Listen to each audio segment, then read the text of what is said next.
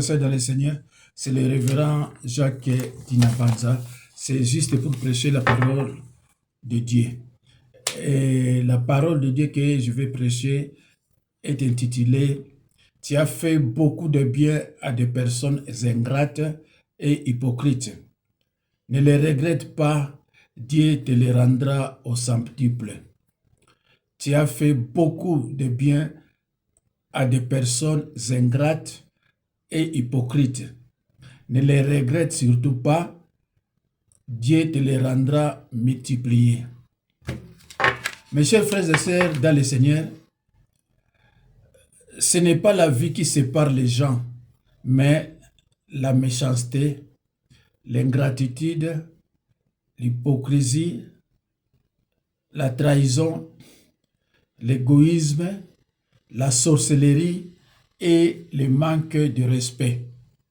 Ne nous lassons pas de faire le bien à cause des personnes ingrates et hypocrites, car nous moissonnerons au temps convenable si nous ne relâchons pas. Galates 6, 9. Mes chers frères et sœurs dans le Seigneur, ayant entrepris de faire le bien, ne nous laissons donc pas gagner par la fatigue ou le découragement. Si nous ne relâchons pas nos efforts, nous récolterons au moment opportun, au moment favorable, les fruits de notre persévérance. Suite à des déceptions encaissées à cause de l'ingratitude et l'hypocrite, à un moment, on commence à se raffermer, à se retirer des gens, à ne plus rendre service. Colossiens 3, 23 à 24, je lis au nom de Jésus-Christ. Tout ce que vous faites, faites-le de bon cœur, comme pour le Seigneur et non pour des hommes. Verset 24. Rappelez-vous que le Seigneur vous récompensera. Vous recevrez le bien qu'il réserve aux siens, car le véritable maître que vous servez, c'est le Christ. Soyons des imitateurs de Dieu. Ephésiens 5 et 1. Et n'imitez pas le mal. 3 Jean 1, verset 11. Notre nature divine est programmée pour faire le bien. Mes chers amis, notre nature divine est programmée pour faire le bien. À l'image de Dieu notre Père, qui ne se fatigue point de faire le bien, parce que c'est cela sa nature. La Bible nous encourage à l'imiter. Nous devons imiter le Seigneur. Nous devons imiter notre Créateur. Dans les passages susmentionnés, ne pas se lasser, cela veut dire ne pas laisser les circonstances ou les comportements des autres nous décourager ou nous changer. Encore moins, lorsque la récompense tarde, considérons la bonté de Dieu envers nous chaque jour. Il nous renouvelle ses bontés et compassions. De même, il fait pleuvoir sur les méchants et les bons. Notre Créateur fait pleuvoir sur les bons et les méchants. Matthieu 5, 45. Lorsque Jésus a été trahi, rejeté par ceux à qui il a fait du bien, cela ne l'a pas amené à renoncer à son but. Sa mission divine qui était de mourir à la croix pour le péché de ces mêmes personnes, y compris nous tous. Il n'a pas laissé le caractère des uns et des autres dominer sur son amour. Mes chers frères et sœurs, même si tu as fait venir des ingrats et hypocrites en Europe, ne laissez pas les caractères des uns et des autres dominer sur ton amour. Dieu sait Dieu n'est pas injuste pour oublier l'amour que vous avez montré à son nom.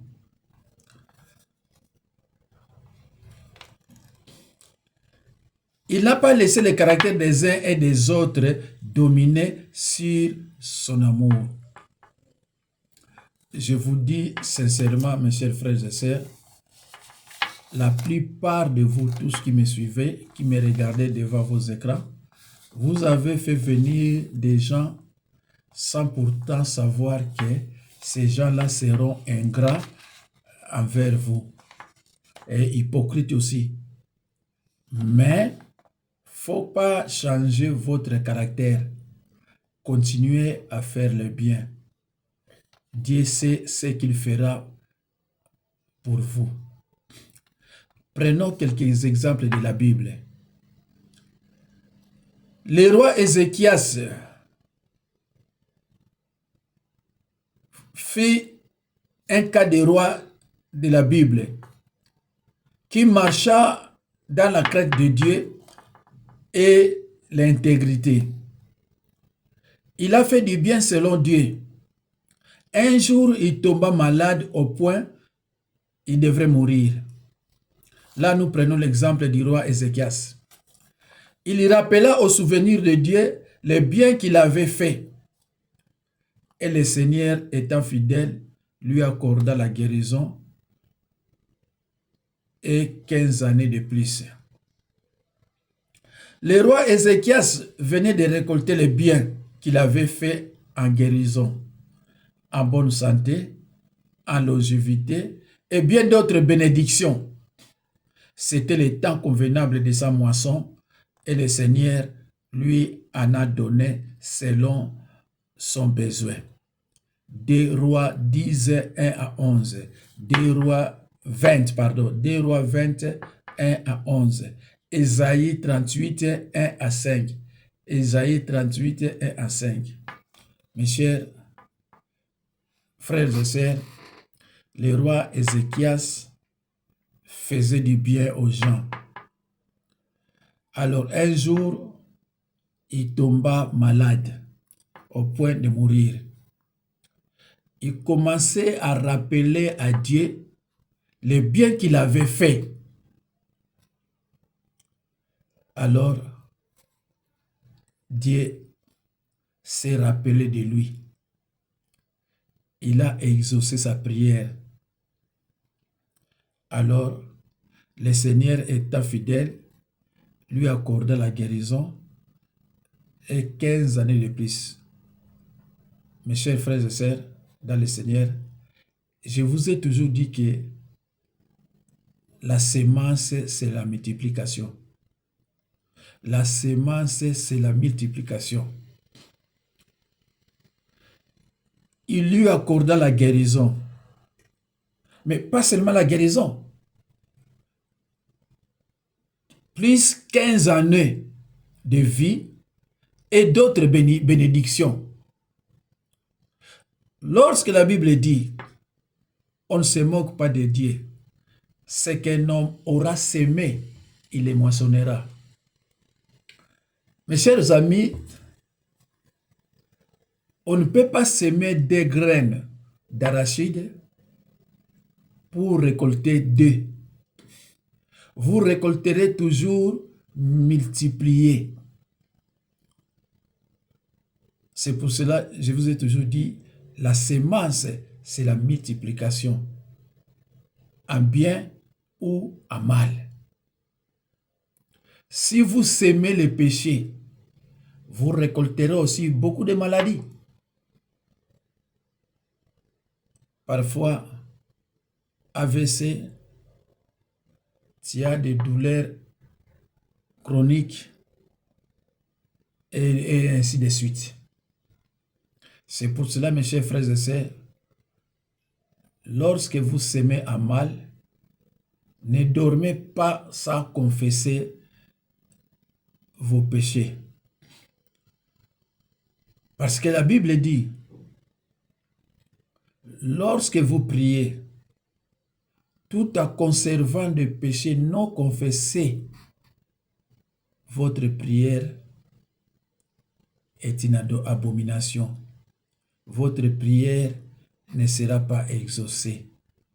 Alors, ça c'est le premier cas d'Ézéchias. Prenons maintenant le deuxième cas, c'est de Corneille. Mes chers amis, il faut toujours faire le bien. Il faut toujours savoir comment donner. Prenons la seconde personne est Corneille. Un homme qui craignait Dieu et faisait beaucoup d'œuvres de bienfaisance. Et faisait beaucoup d'œuvres bonnes. Mais il n'était pas encore sauvé. La Bible dit que Dieu s'est souvenu de ses aumônes. Aumônes, ce sont des dons matériels ou en espèces faits aux pauvres. C'est ça qu'on appelle aumônes. La Bible dit que Dieu s'est souvenu de ses aumônes en lui faisant la grâce d'écouter le message de la bonne nouvelle afin qu'il soit sauvé. Il a moissonné les biens qu'il faisait par les dons du salut qui était son vrai besoin. Lisez dans Actes des Apôtres 10, 1 à 4. Je disais,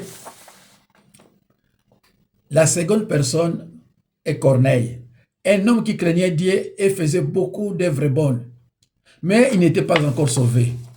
Mais la Bible dit que Dieu s'est souvenu de ses aumônes, de ce que lui donnait aux pauvres. C'est ce que lui donnait aux autres, en matériel ou en espèces. Mes chers amis, toutefois, quand vous donnez, vous s'aimez, vous donnez vos offrandes, Dieu voit et il n'oublie pas. Le jour où vous allez tomber malade, il faut aussi lui rappeler comme le roi Ézéchiel l'a fait. Ici, les trois exemples concernent la sémence. Il a moissonné le bien qu'il faisait par les dons du salut qui étaient son vrai besoin. Actes des Apôtres 10, 1 à 4. Vous pouvez aussi lire un peu plus loin. Mais je me suis arrêté dans Actes des Apôtres 10, 1 à 4. Alors, la troisième est une femme au nom de Tabitha ou Dorcas, qui faisait beaucoup de bonnes œuvres, particulièrement en s'occupant des besoins vestimentaires des veuves. Il arriva qu'elle fut malade et mourut. Sa bonté manifeste lui a valu la vie. Lorsque l'apôtre Pierre pria pour elle, lisez, prenez vos Bibles, ouvrez-les avec humilité et lisez dans Actes des Apôtres chapitre 9, versets 36 à 43. Il arriva qu'elle fut malade et mourut. Mais les gens qui étaient avec elle, ils ont appris que l'apôtre Pierre était quelque part. Ils sont partis les chercher. Et Pierre est arrivé sur place, il a pris le corps, on a monté avec le corps dans la chambre haute. Paul pria pour cette dame, Paul pria pour Dorcas. Tabitha ou Dorcas, c'est la même personne. Et il retrouva la vie. Voilà. Grâce à ses bienfaits, grâce à ce qu'il s'aimait, il a retrouvé sa vie. Alors, mes chers amis, de ces trois cas pratiques, nous ne voyons pas que ce qu'ils ont fait leur a été rendu textuellement et immédiatement. Mais chacun a reçu au bon moment et selon ses besoins. Mes chers frères et sœurs, ce n'est pas pour rien que les sorciers satanistes, ils vous disent ce qu'ils disent sur les réseaux sociaux. Il ne faut pas s'aimer. Ne s'aimez pas. Ce sont des voleurs. Ceci, cela. Parce qu'ils savent que grâce à ce que vous allez s'aimer, vous récolterez des biens multipliés. Alors, et ils ne veulent pas que vous récoltez ce que Dieu a pu réserver pour vous. C'est pour cela, mes chers frères et sœurs, il faut écouter et suivre ce qui est écrit dans la Bible. Soyez comme des chrétiens de Béret qui examinaient, n'est-ce pas, les Écritures pour voir si ce que Paul leur disait était conforme à la parole de Dieu. C'est très important pour un enfant de Dieu. Frères et sœurs en Christ, ne deviens jamais mauvais parce que les gens l'ont été avec toi. Reste quelqu'un de bien. La paix du cœur n'a pas de prix. Tu as fait beaucoup de bien à des personnes ingrates et hypocrites. Ne les regrette pas. Dieu te les rendra multipliés. Car la Bible dit dans Hébreux 6, 10, Dieu n'est pas injuste pour oublier votre travail et l'amour que vous avez montré pour son nom. Hébreux 6, 10. Ne vous y trompez pas, on ne se moque pas de Dieu. Mes chers frères et sœurs, c'est une interdiction divine. On ne se moque pas de Dieu. Ce qu'un homme aura semé, il les moissonnera aussi, en bien ou en mal. Alors, n'oubliez surtout pas, mes frères et sœurs en Christ bien-aimés, que la sémence, c'est la multiplication. On ne peut pas semer des graines d'arachide pour récolter des graines, pour récolter des arachides. On doit toujours récolter plus. Mes chers frères, chers amis, l'ingratitude est le fait de ne pas avoir de reconnaissance pour les biens reçus. Jésus a dit à la fin des temps, l'amour du plus grand nombre se refroidirait. Matthieu 24, 12. Dieu sait comment nous sommes faits et il nous a conçus pour prospérer lorsque nous sommes humbles, moraux et reconnaissants. Mais lorsque nous sommes arrogants, immoraux, ingrats, hypocrites, nous ne pouvons pas avoir de communion avec lui, ni expérimenter tout ce que signifie être créé à l'image de Dieu. Genèse 1, 27. C'est pourquoi Dieu a inclus dans sa parole des commandements répétés sur la reconnaissance, nous rappelant qu'un cœur reconnaissant est un cœur heureux. Un cœur reconnaissant est un cœur heureux. L'ingratitude est un péché qui a de graves répercussions. L'ingratitude est un péché qui a de graves conséquences. Romains 1, 18. Frères et sœurs en Christ, nous vivons dans un monde hypocrite où certaines personnes souhaitent ta chute. Mais lorsqu'elles sont devant toi, elles te sourient comme si elles t'apprécient. L'hypocrisie, c'est comporter différemment de ce qu'on prétend croire. Un hypocrite, c'est celui qui porte un masque, c'est-à-dire qui fait semblant d'être ce qu'il n'est pas. La Bible qualifie l'hypocrisie de péché. Le prophète Ésaïe a condamné l'hypocrisie du peuple d'Israël. Le Seigneur dit, ce peuple s'approche de moi. Il m'honore de la bouche et des lèvres, mais son cœur est éloigné de moi, et la crainte qu'il a de moi n'est qu'un commandement humain. Ils les sont apprises dans Ésaïe 29, 13. Ésaïe 29, 13. Plusieurs siècles plus tard, Jésus a cité ces versets afin de condamner les responsables religieux de son époque. Matthieu 15, 8 à 9. Jean-Baptiste a traité la foule qui venait de faire baptiser par lui alors qu'elle manquait de sincérité des races de vipères et averti les hypocrites de produire des fruits qui confirment leur changement d'attitude. Voir Luc 3, 7 à 9. Voir Luc 3, 7 à 9. Jésus a pris position tout aussi ferme contre la sainteté pratiquée pour l'apparence, en qualifiant les hypocrites de loups en vêtements de brebis. Matthieu 7, 15. Des tombeaux blanchis. Mes chers frères et sœurs, ouvrez vos Bibles et lisez toutefois les versets bibliques. Il les a traités de tombeaux blanchis. Matthieu 23, 27. Nous ne pouvons prétendre aimer Dieu sans aimer également nos frères.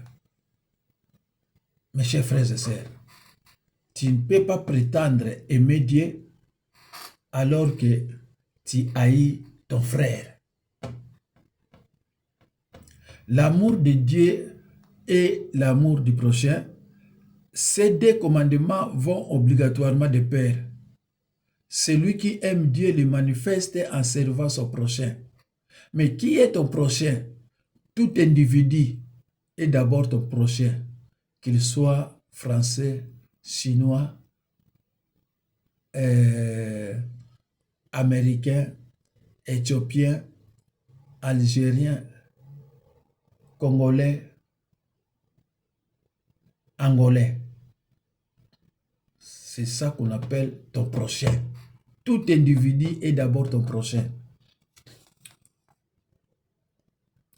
Un hypocrite peut paraître juste extérieurement, mais ce n'est qu'une façade.